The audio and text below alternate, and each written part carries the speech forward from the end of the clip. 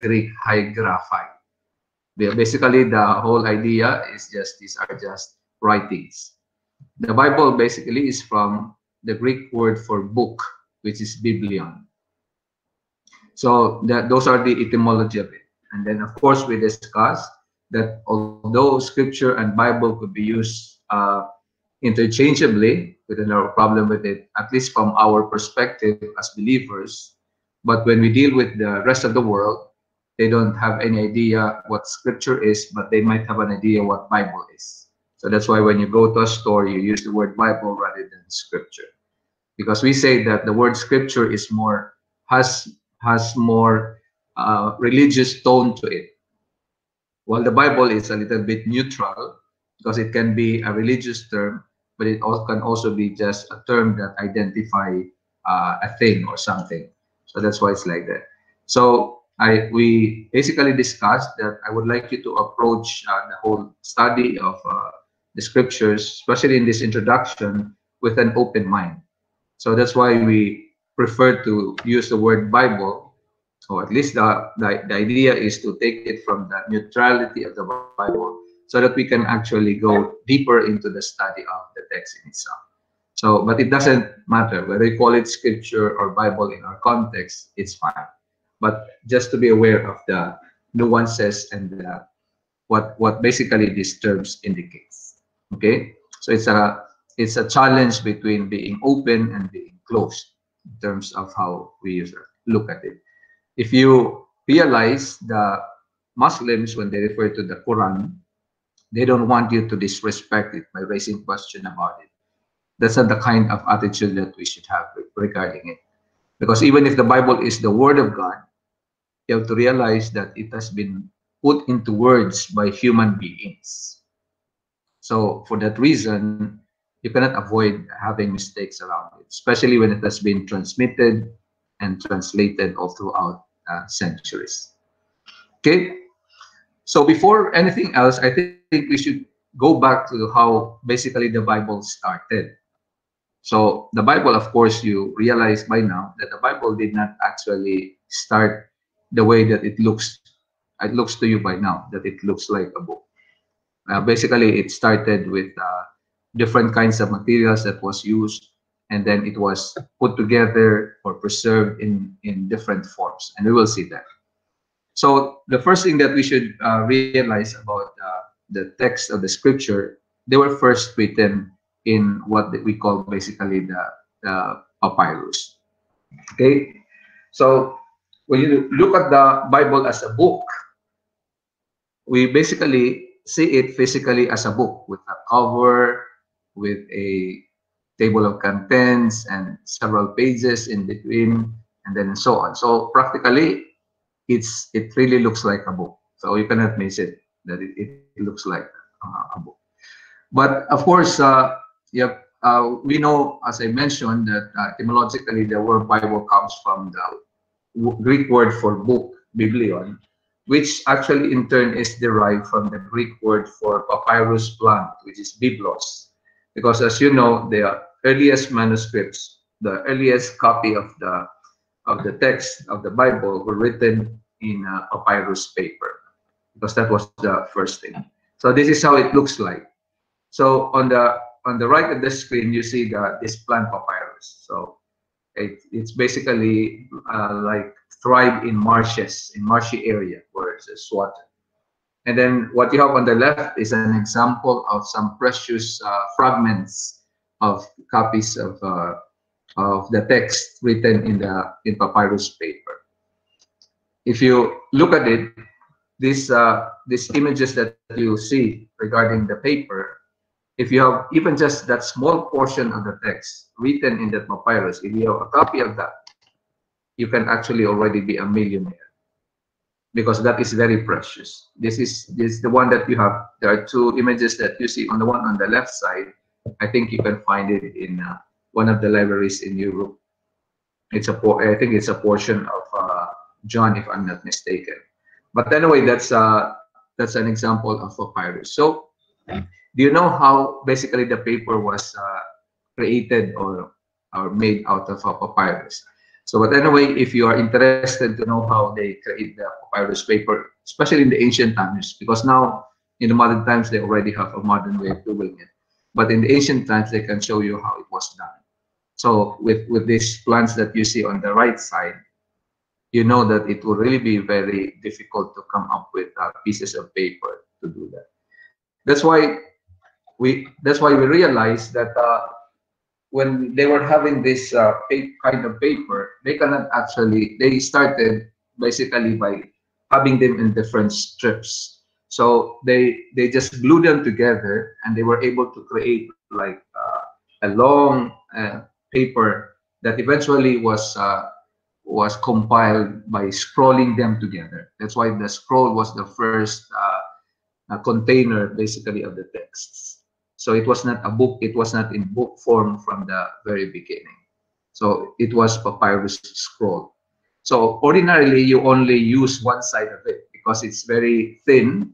And if you write on the other side, it will again black, and then it will appear in the other side. That's why it's really very expensive, and at the same time, it's so difficult to actually create those papers. Imagine the time then, before you could even write on a paper, you have to actually create the paper first. Unlike today, you just have to ask for it. It's there. You can just buy it and so on. So it's easy. So that was basically the ordinary way for preserving these sacred texts. They were put in scrolls. But we know that, of course, because of this, that it's difficult to look for, because it's not everywhere that you will find basically the papyrus plant growing. You have to go to those places where they are present. And to transform them into papers, it will really take some time. It's not really easy. That's why for a while, it has been very, really expensive to come up with papers like that. That's why eventually they started thinking of some other means, some other way to create papers out of something else, because it becomes more expensive to produce papers from the papyrus plant.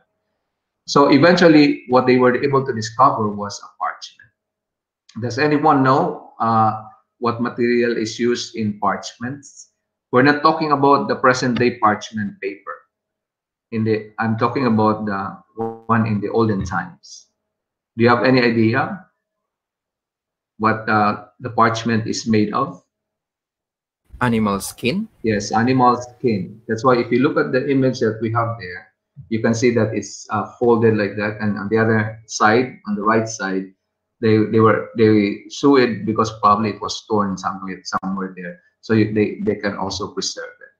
The good thing about this new material is that it's very something that is easy for them to gather, because many of the communities are there in the earlier times, they always have animals around them. So they were able to gather much more materials to write on. So it's much cheaper than the papyrus, because the papyrus were only available in Egypt and Galilee. But the animals, they will always be with people. So every time they would kill an animal, they would preserve the skin for many uses: clothes, bags, something that probably to sometimes used for the wine skin, if you remember that, and then of course for writing material. So that's why the animals were abundant. So it was a very rich source for paper for them. So they make use of it. So they can still basically collect them, sew them together, and then they will be able to actually come up with scrolls as well. If you are familiar with the Dead Sea Scrolls that was discovered in the first half of the 20th century, many of them actually were made out of this material. So they are actually durable.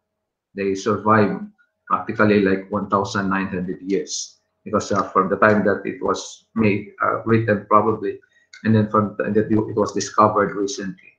So it's much more durable in a way. And besides, with this material, you can erase them with something, and then you can write on it again.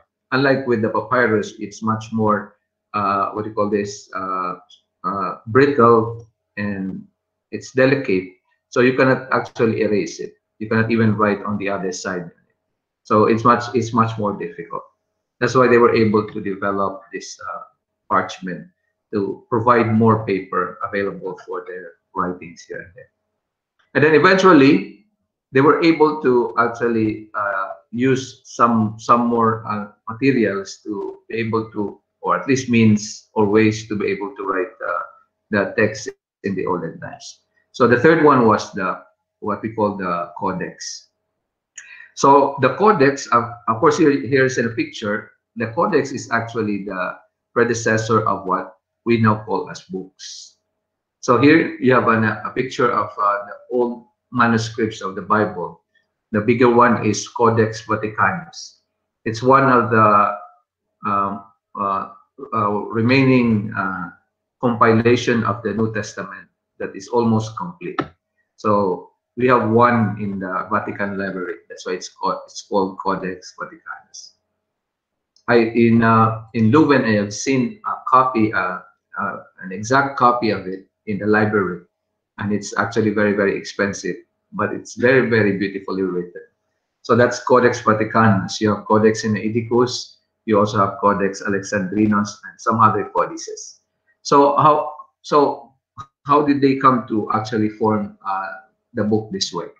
So the codex basically are writing tablets with wax surfaces, and they are framed and hinged together along one edge.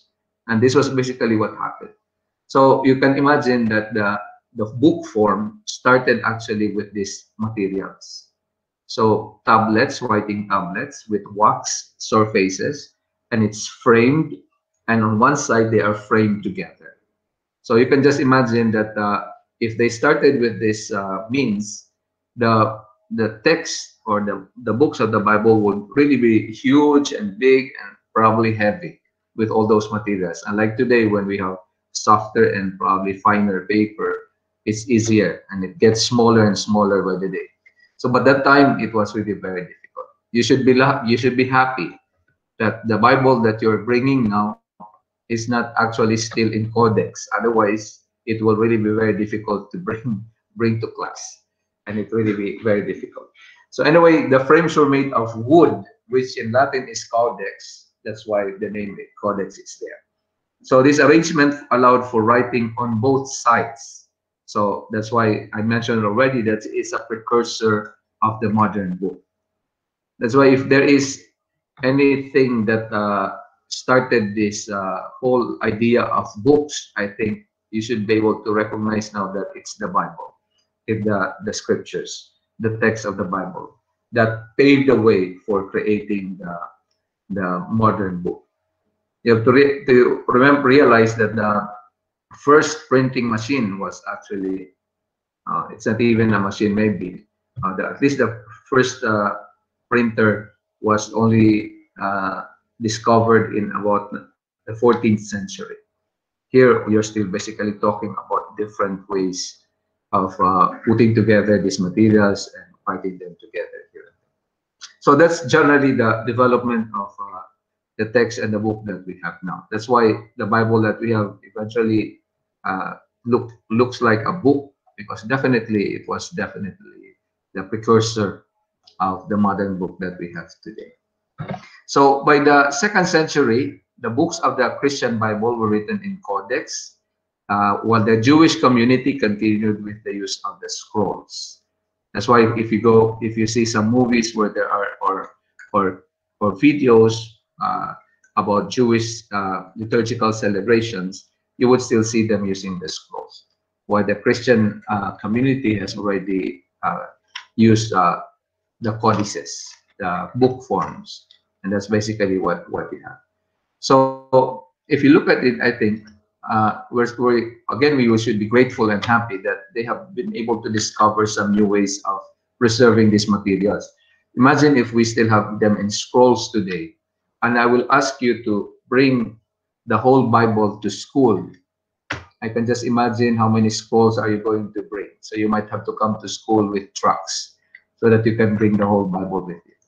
And besides, if you are a missionary and you'll be sent to a lot of places, it would really be a burden to just be carrying the scrolls and scrolls of the different books and so on. That's why it was really the discovery that facilitated, especially in relation to the movement of the missionaries, the lifestyle of the evangelists. So the Codex eventually paved the way for the understanding of the sacred various texts that we have as constituting one book. That's why we say that the Bible is one book, because it basically is compiled into one book that we are actually familiar with. So what you know that that collection of one book, the Bible, you know that there are still a lot of contents in it. So that's the reason why we say that the whole Bible is one book.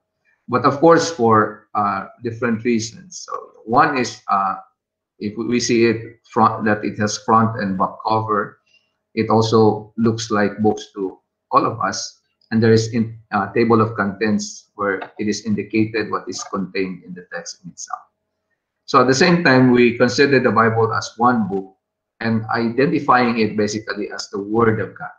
And we recognize that God is the author of this one book that we have. So that's why, canonically speaking, we consider all the books in the New Testament and the Old Testament as one whole collection that you have to accept. If you actually, for example, a Catholic, you have to accept basically the canon of the Bible for the Catholics. So you cannot just say, I only prefer some of the books, I don't want the others. So you cannot do that. You're creating a canon within canon. But for us, basically the whole Bible from beginning to end is part of the whole story of our faith. Okay? So it's easy to see that basically as one book, because its physical appearance is definitely like a book. At the same time, we have to know that the Bible is also called, is containing basically many books within it. For the simple reason that the individual documents and writings and the books that are there are referred to as books themselves, individually. Like in the second book of Kings, it mentions about the book of the law of Moses. So that actually pertains to the whole Pentateuch, the first 5 books of the Bible, the Old Testament. So the Torah. So we have basically, that's the collection. It is called the law of Moses, the book of the law of Moses, or in Mark it is mentioned the book of Moses. Then we also have different books authored by or inspired by prophets, like the book of the words of the prophet Isaiah, as mentioned in Luke chapter 3-4. And then, of course, there's a mention in Acts about the book of the prophets. In Romans, it mentions the book of Hosea. Then the book of Psalms is mentioned again in Acts chapter 1, verse 20. The Gospel of John actually refers to itself as a book in John 20:30. So when it says that not everything is written in this book. Then the Gospel of Luke, in its introduction at the beginning, would actually consider it as the first book in relation to the Acts of the Apostles being the second book. So scholars by now believe that the Gospel of Luke and Acts of the Apostles were both written by the same author. Of course, here it's identified as Luke, but we are uncertain as to the real identity of who this Luke is. Because again, there may be many of them in the context of the community. Okay, at the same time, we also have to recognize that the Bible is not only one book, is not only basically containing many books. You can even consider it as a library. So what is the reality of our library? Usually when you talk about a library, it contains, of course, books and books and books and books. But they can be classified into different ways. So for example, the diversity could be seen in terms of the dates. There are books that are new, there are books that are old, and so on. In the library that we have here in SVST, we have representative of those books that are recently published and the books that are classics. So that's why they are also present in our library.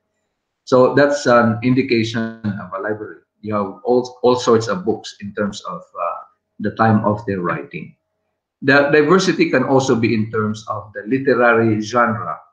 That means the the documents that you see, the different books were written in different literary forms. Some are historical works, some are prophetic, some are quasi-philosophical writings, some are hymns like the Book of Psalms. You have biographies. The gospel is some kind of a biography, but we never actually, scholars would never actually look at it as biographies. Then letters. So we have 21 letters in the New Testament. And then you have legal documents where you can find a list of different laws. In the book of the Torah, I mean in the Pentateuch, you can find collections of these legal documents. Short stories, collection of proverbs, you know that. Then you have sermons, then records of visions, and then you have parables.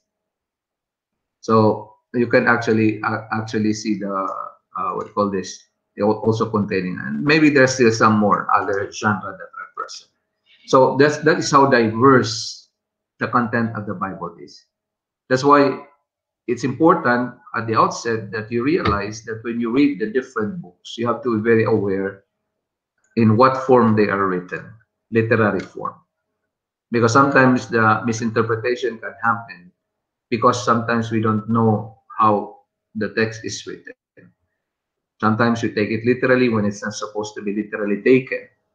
Sometimes we look at it in a spiritual sense when it's supposed to be literally understood and appreciated and so on. So those are considerations in the study of the text in itself. So it's a compilation and of so many different kinds of books with written at different points in history and containing or using different literary genres or literary forms along the way. So that's why even with that one single book that you are holding now, that you have with you, you practically have a whole library in it. So anyway, I was supposed to present that yesterday. So anyway, any question at this point?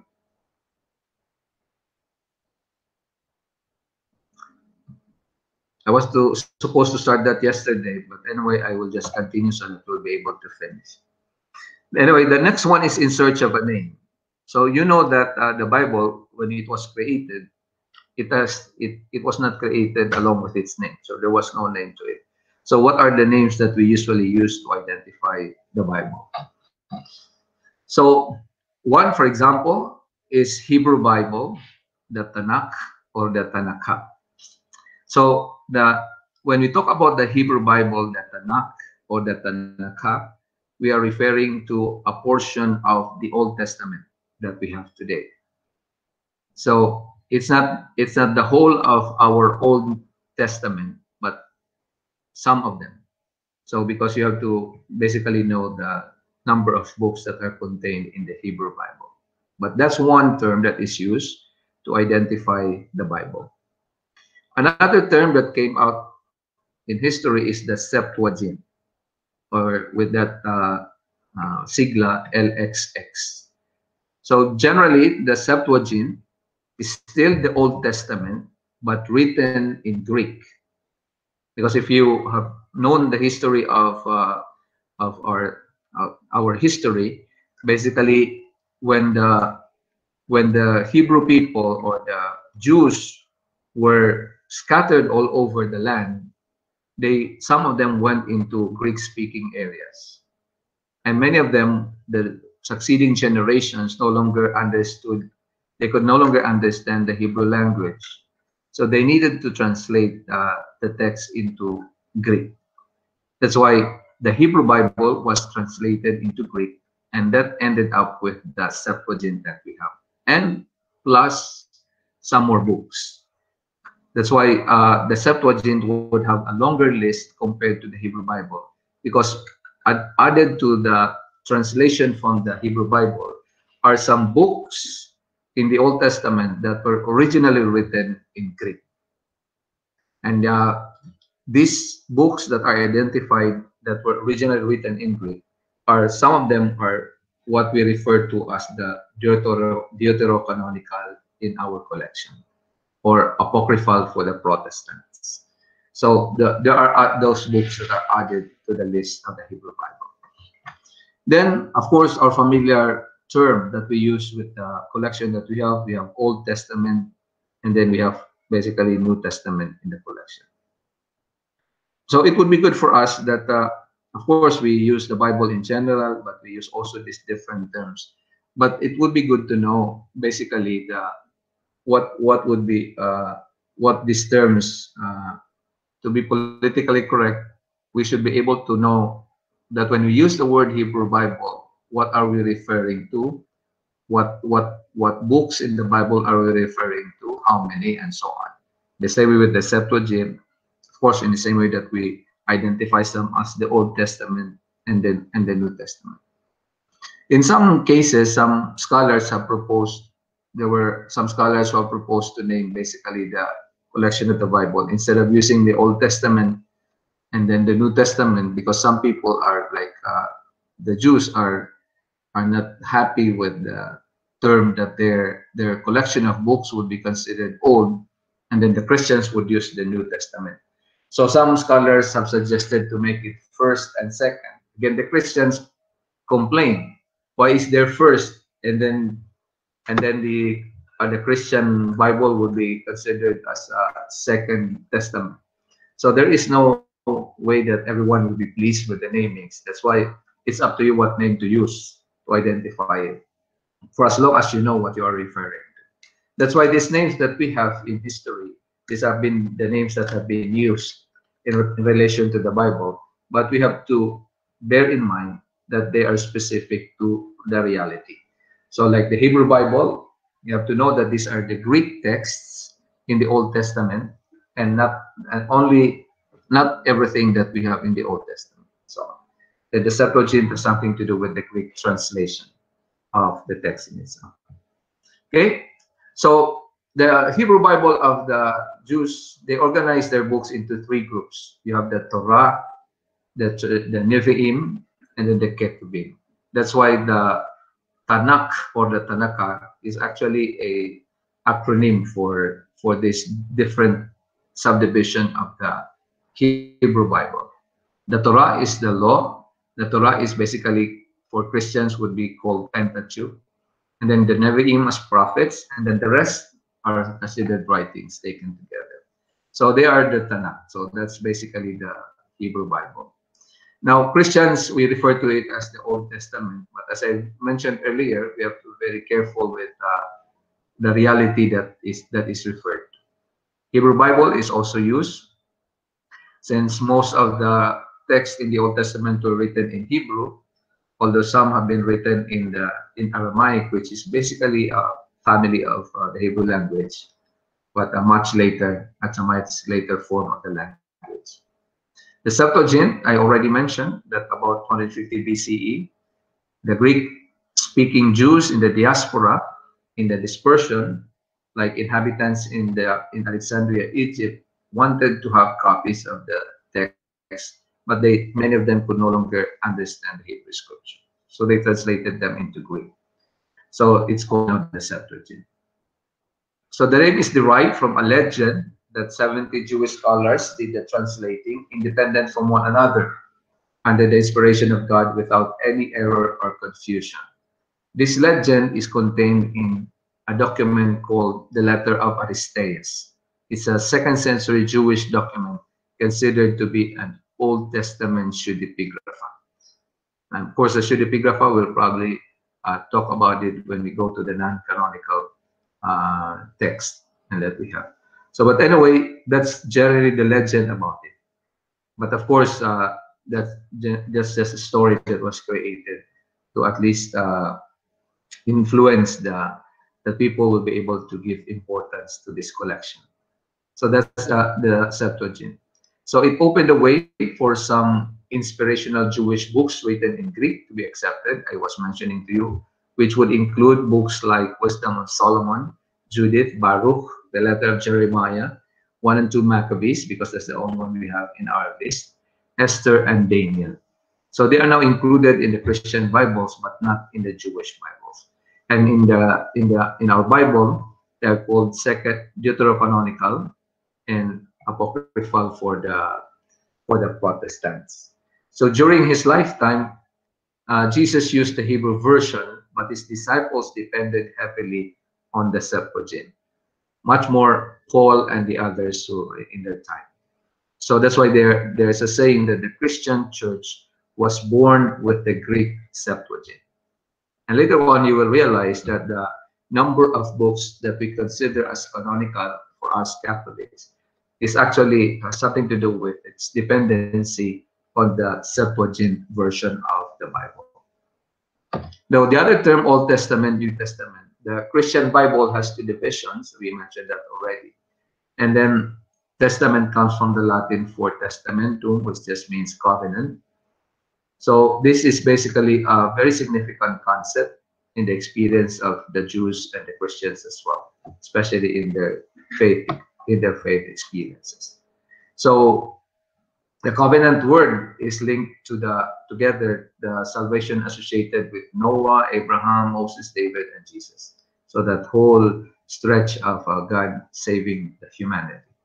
So what was begun in the Old Testament is continued in the New and is fulfilled in the person of Jesus or an event in Christian experience. That is how we look at it as Christians. So we interpret the Old Testament on the basis of the New Testament, in the perspective of Jesus. But the Jews would not see it that way, because the portion of the Old Testament, the Torah for them, is basically their main Bible. They don't even consider the New Testament, at least in their collection of canonical books.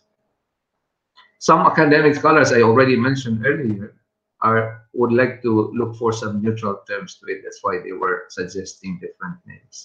But of course, it really would be difficult to come up with a term that would be acceptable to everyone. So eventually, the general term as Bible or scriptures would actually be helpful in that regard.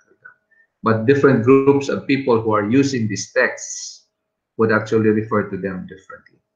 That's why we have to be very aware of it. Because when you're speaking to a Jew, be careful in how you use the term and so on. So it's a part of our etiquette. It's part of our respect for other people to actually be conscious of their sensibilities, that we don't necessarily create what we call this feeling for one another because of the terms that we use. So we are as much as possible try to be as exclusive. In reality, the Bible of the Christians shares the Tanakh of the Jews. Saint Augustine said it's his feast today. So he said at one point that the New Testament lies hidden in the Old Testament, and the Old Testament is manifest in the New, trying to describe the relationship between the Old and the New Testament. So differing Jewish and Christian titles such as Tanakh, Old Testament, New Testament, make eminent sense within their respective faith communities. So if it is only within our community, within our tradition, I don't think there's a problem with the use of Old Testament to refer to the Hebrew Bible and the rest, and then the New Testament for the ones that were written during the time of Jesus and afterwards. So anyway, these terms do have biblical basis for their origin and their usage as well, like the covenant and so on. So they're looking at the covenant that God created with Abraham, with Moses, and the rest as part of the old covenant. And then with Jesus, it has become a New Testament, a new covenant. Now, the next one that we have are the list of books. And when we talk about canon of scriptures, generally the simplest idea that we are looking at is the number of books that is contained, the list of books that are there. They always ask the question, how is the Bible of the Catholic different from the Protestant and the Orthodox Christians for that matter?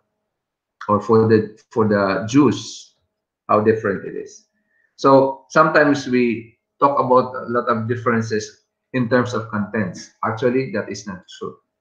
Because most of those who use the Bible that we're familiar with, like the Protestants, The Jews, for example, using the old portions of the Old Testament, and then the Orthodox Christians, we practically have the same text.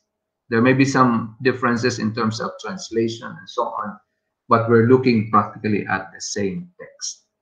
They have not been really altered so greatly that they are different. The differences in the Bible of these different groups and traditions has something to do with the list of books that are included in the canon. That's why for Catholics, we have certain number of books in the Old Testament and the New Testament. And the Protestants also do have their own list. And then the Orthodox Christians will also have it. Anyway, so the word canon basically just means a measuring stick. So as I've said, the simplest meaning is a list or a collection of sacred texts. But in general, that means it's a collection of books that has been deemed as standard or norm for a particular religious community. So that's why the Bible for us is definitely very important, very essential to us, because that is generally the basis for how you're going to have your faith, how you're going to be saved, how you're going to behave basically in relation to the gods that we believe in. So it's a standard. That's why in the context of our own reading of the signs of the times today, so we always use the Bible as our tool to make us judge the realities before us. So in the framework, see, judge, and act. So the judgment there is based on what the scripture is telling us. So in a way, when you want to know how to behave as a Christian, the Bible is definitely filled with so many of those things that we should do or accomplish in our lives to make us really live out what it means to be a Christian believer. That's why you cannot go against what the Bible is saying. Anything that you do that is contrary to the scriptures is already like turning your back on your identity as a Christian. That's why in the recent times, when people, in the beginning, basically when we had problems with extrajudicial killings, so the whole Christian community were divided. Some people were just saying that it's okay for people to die, especially drug addicts and so on. While we know that as Christian, God definitely prohibits us from killing anyone. The Ten Commandments is clear: thou shalt not kill. So even in the Old New Testament, Jesus has continued to affirm that, especially with enemies. You don't kill them. You should love them. That's basically what Jesus said in the gospel.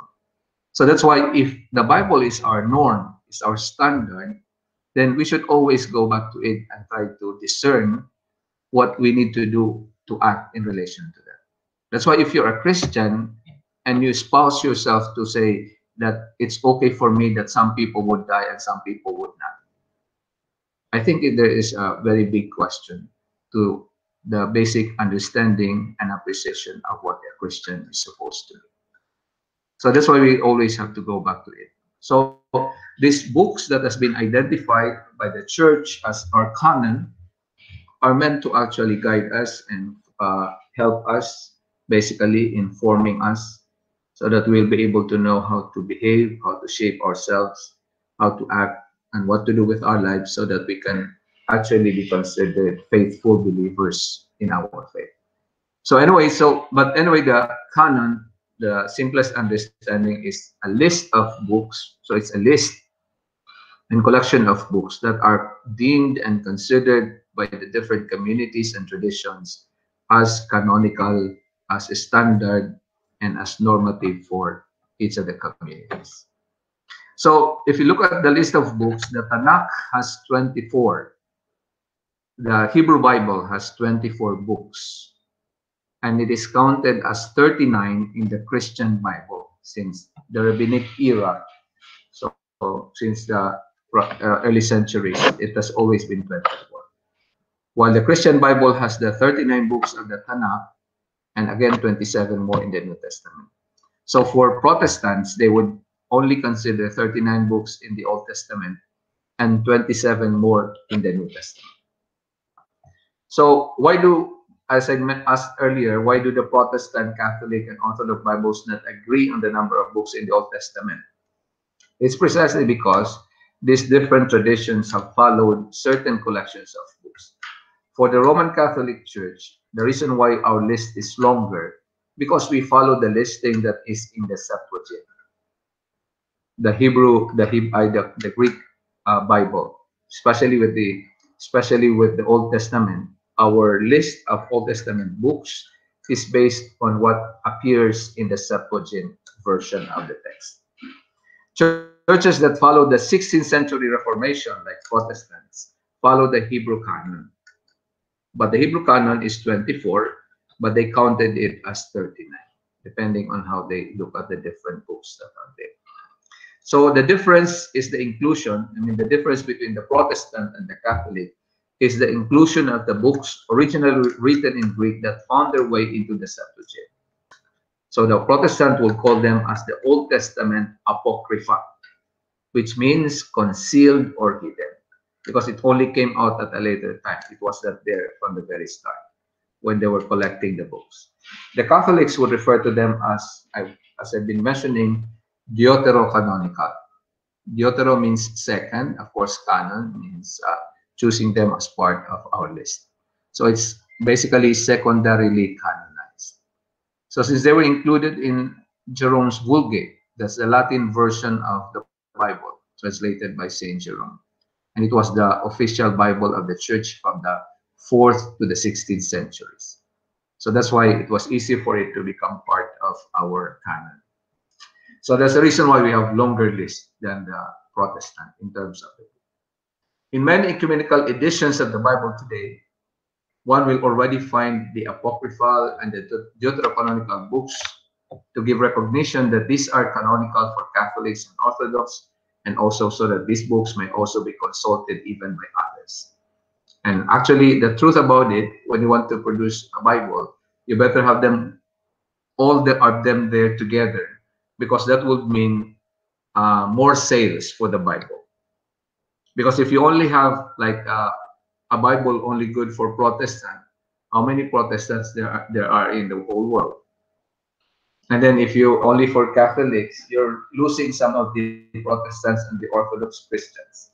So you might as well put them all together in one Bible, clearly identifying what is peculiar to different traditions, and then you can basically sell the whole Bible.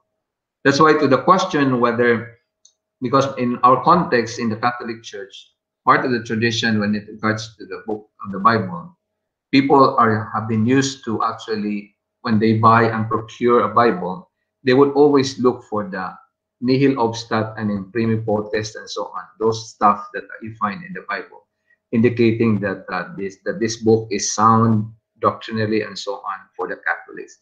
But today, actually, that doesn't make sense anymore, because practically all of our Bibles have been a reconstruction done and translation done by mainly ecumenical groups, because it's a text that is important for Catholics, for Protestants, and for the Orthodox, and even for the Jews. So their ultimate aim is to make sure that they have a reconstruction of the text from the old manuscripts that is somehow closest to the original. Because, mind you, we don't have the original text of the Bible. No one has a copy of the original text.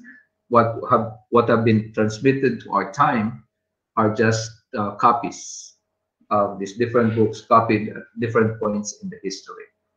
That's why the work of the textual critics, the one who are constructing the text and translating them and so on, is really very difficult, because they really have to, as much as possible, represent the exact, the closest form of the text of the Bible that we have as much as possible.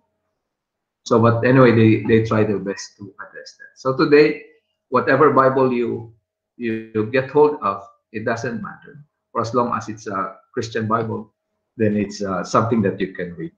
What is important is not to ask whether this is Protestant or this is Catholic. What is important is that you read it and you will recognize and realize that it's not actually different from what you are used to hearing, especially in our liturgy. So it's basically the same. So here are the books that are considered in the Jewish scriptures. So you have in the Torah, you have the first 5 books. For the prophets, you have this list. And then, of course, for the writings, you have what you have on the third column. That's basically what you have. For the Protestant, they counted the Jewish Bible as 39. So more or less, they tried to specify some of the books, like they already have 1 and 2 Samuel, 1 and 2 Kings, 1 and 2 Chronicles, and so on. When before they were just probably in the same collection of one whole collection of books for the Book of Samuel and so on. So that's how they name it. For the Orthodox, they are also basically like the Catholics would follow the Septuagint plus 10 more books. That's why if you go to the third column towards the end, you will see some books that are not present in our in our Bible. It's not part of our canon. But as a biblical scholar, as a student in the Bible, I think it would be good to be aware of the other books that are part of the scripture but are not canonical for Catholics but are canonical for some other groups.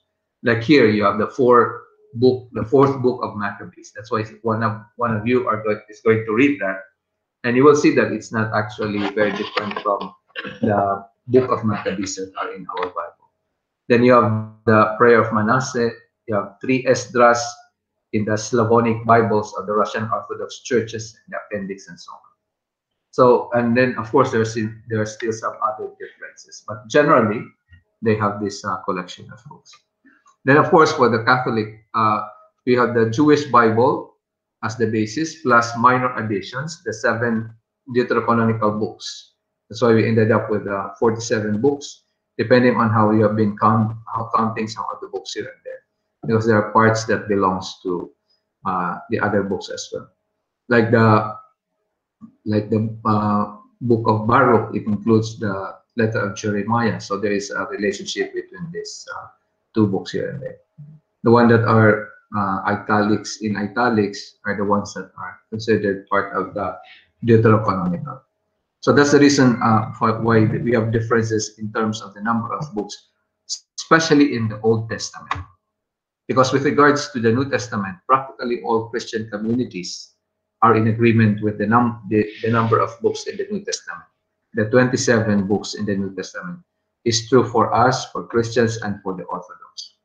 Although for the Orthodox Christians, they added some more books in the list of the New Testament, but in general, they share the same 27 books that we have, together with the Protestant communities as well. So that's as far as the list and the canons of the books that we have.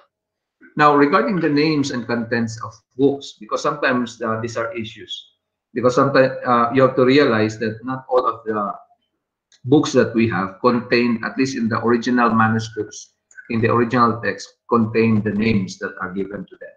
Some of the names that are identified with some of the books were just given to them at a later time. So it was not there from the very start. So what were the basis sometimes for naming these different books? Here are some examples of them. Sometimes the name comes from the title. Actually, the title comes from the first word in the text.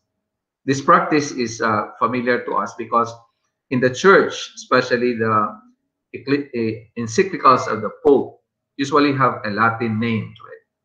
And the Latin names are coming from the first 1 or 2 or 3 words in the text. Like Lumen Gentium, like Evangelii Gaudium.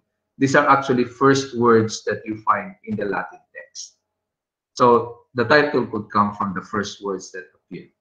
This is true, for example, why the book of Genesis is called Genesis, because the word Genesis comes from that word that indicates beginning. So that's because the first word that you find in the first book of Genesis is that the first words that we find there would be in the beginning. So that's generally the one example of that one. The second one is that the title can indicate collection of similar items. So that's why sometimes it's called the book of Proverbs. It's called the book of Proverbs because mainly most of the contents has something to do with Proverbs. So sometimes the names has something to do with the similar items contained in that collection. Sometimes the name would relate to the principal character in the story. Like some of the names of the prophetic books, for example, the books of the prophets. Not all of them were written by the prophets themselves.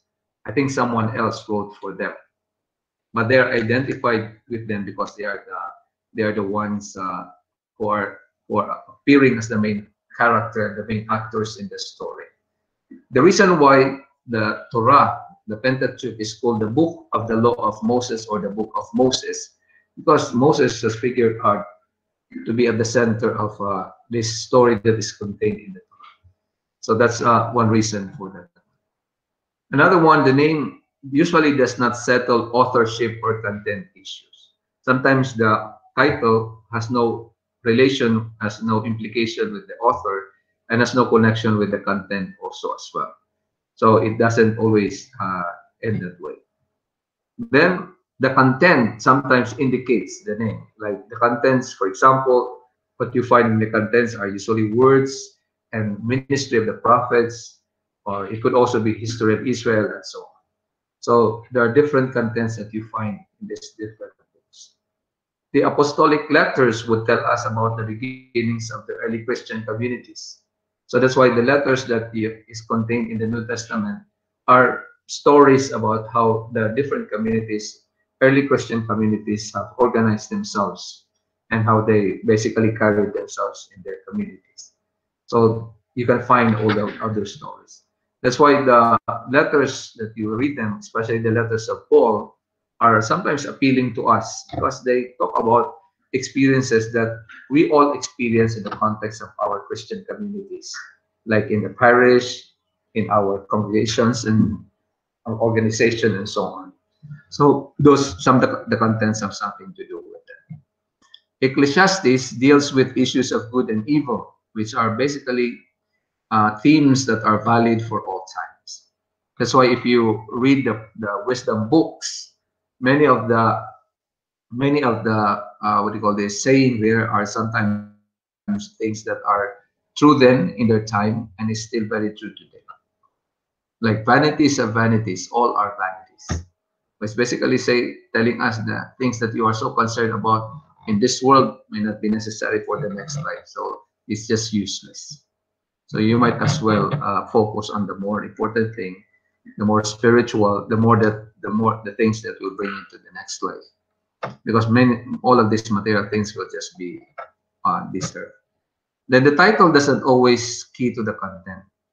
Just because the one book is called Song of Songs, I think one of you will be reading that. You'll be surprised that the content is very far from anything like a song, because it's a different story. So don't look for titles of songs in that book because it's not actually indicated there. Even if it's a title, is using the word song or songs. The titles of groups of biblical books can also be misleading. Like when we say first 5 books, the Pentateuch or the Law, it might get you the impression that this is the order in which these different books were written. That is not always the case.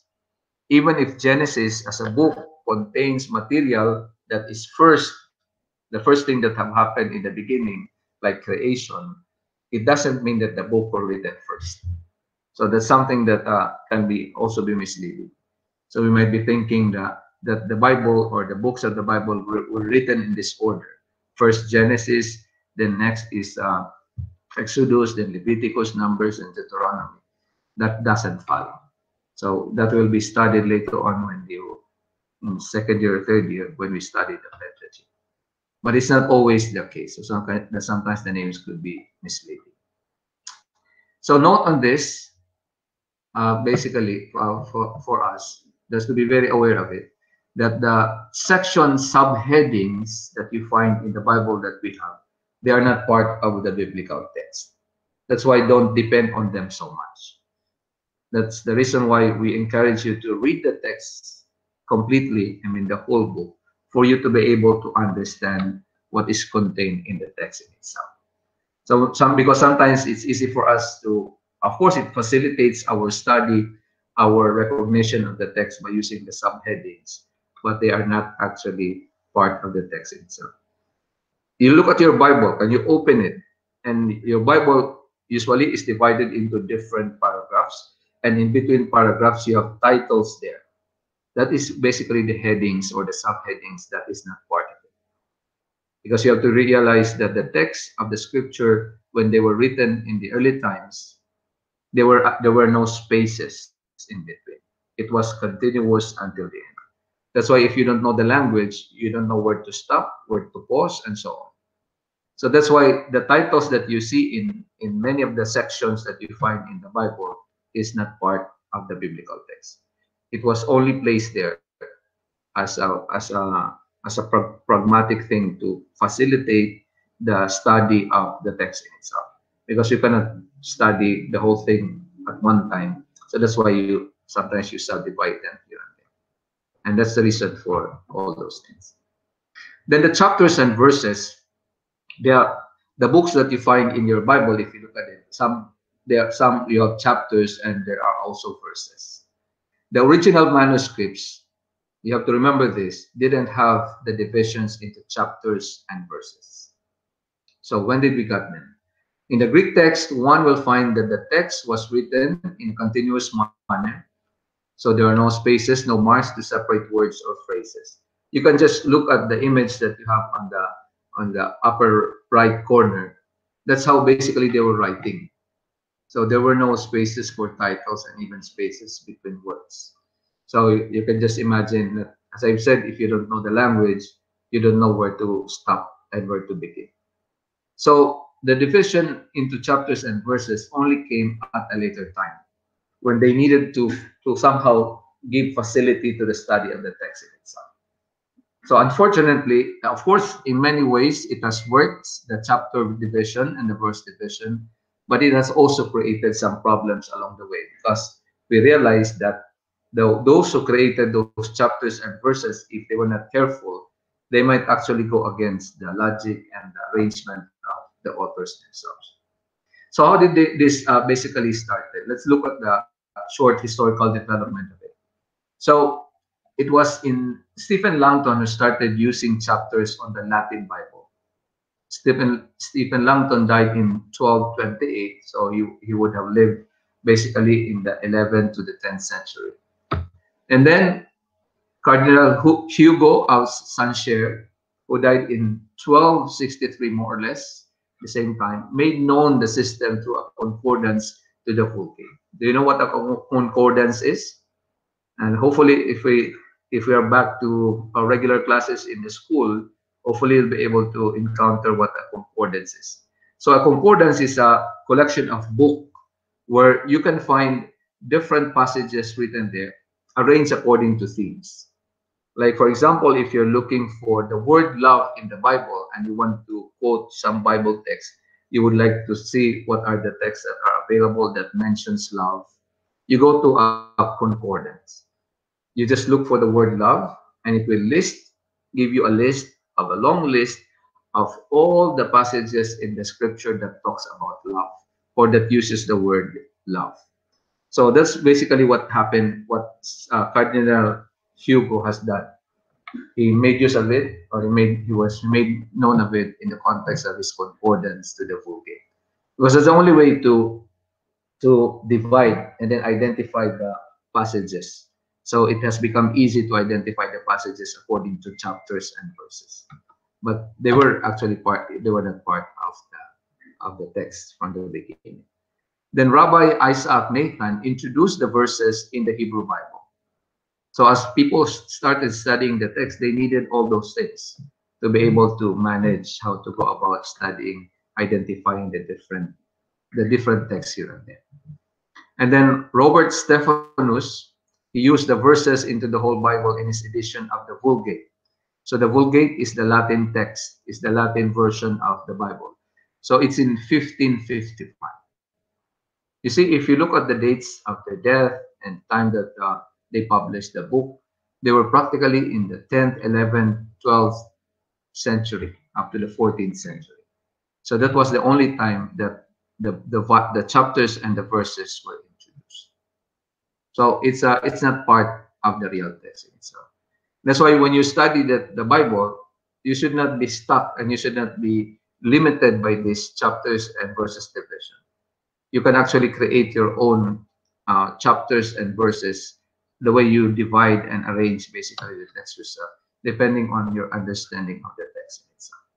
But so far, what we found now as chapters and verses in the text have been helpful in a way for us to study them. Now we can identify which portions that we're going to focus on in terms of our readings, in terms of our reflections as well. So that's basically what the usefulness of all of these things.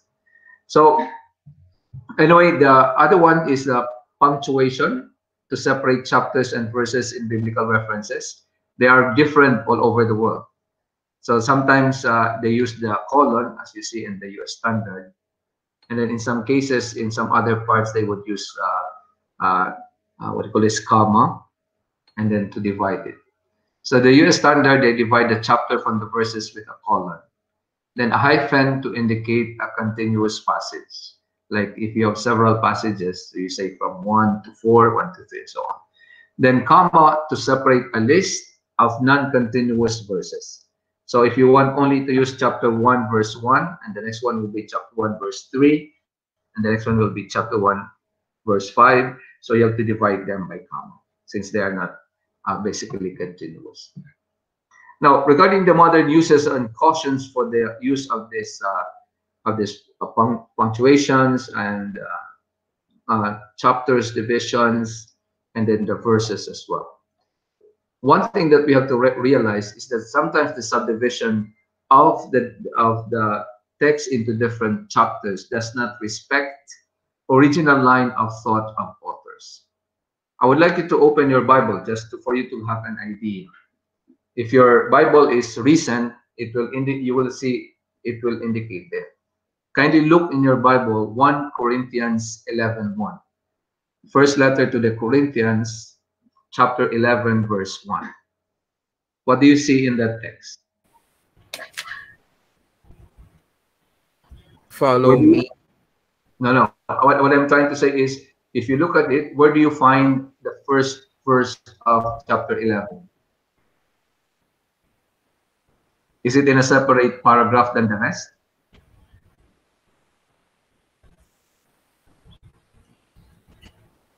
Because if you look at it, in most texts today, you will see that the first verse of chapter 11 of 1 Corinthians is actually placed already at the end of the paragraph before it. And then the next paragraph will begin with verse 2. Do you see that? Yes, Father. Because the verse 1, according to at least recent scholars, would actually make sense if you put it as end to the first part, rather than to begin a new chapter. So that is one example where at least those who made use of these chapters and verses division, where they were not careful about it. So that's why most of the Bibles today would put the chapter 11 verse 1 attached to the section before it, rather than begin a new paragraph. That's one example. Okay, so but now it is corrected in the text. That's the reason why it's weird that beginning verse of a chapter is way up there, and then the rest of the paragraph following would begin with verse 2. But we cannot help it, but because they just realized that you cannot put that first verse as the beginning of the text, but it is a better conclusion to what comes before that. Secondly, the traditional system is primarily utilitarian. So it's only for usage. It's only to facilitate the study of the text. So that's why I mentioned earlier, you can have your own way of dividing the text into different parts, like chapters and division. But as long as you understand the whole thing, you have read the whole thing and understand it. But so far, the one that we have in use today, in general, at least in most cases, they are more or less faithful to the mind of the author. So we don't have a problem about it, except for those sections where you can find, like 1 Corinthians chapter 11, 1, where it is strange when it begins a new section, but it's supposed to be better, I mean, understood when it is a conclusion to an earlier part. So the third one, the modern attention to the narrative and rhetorical quality of the books of the Bible.